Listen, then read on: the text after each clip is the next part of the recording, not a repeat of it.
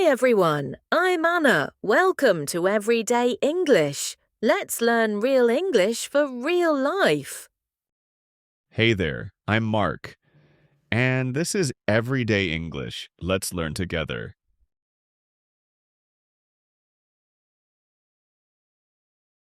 Hi Mark.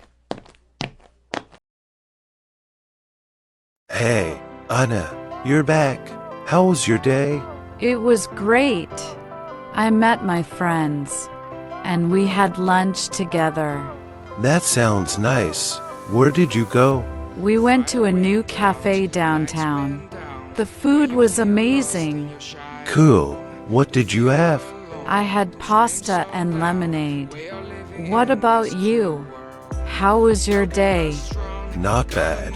I stayed home and cleaned the house a bit. Wow. Really? That's new. Haha, yeah. I even did the dishes. I'm impressed. You deserve a coffee. Make it two.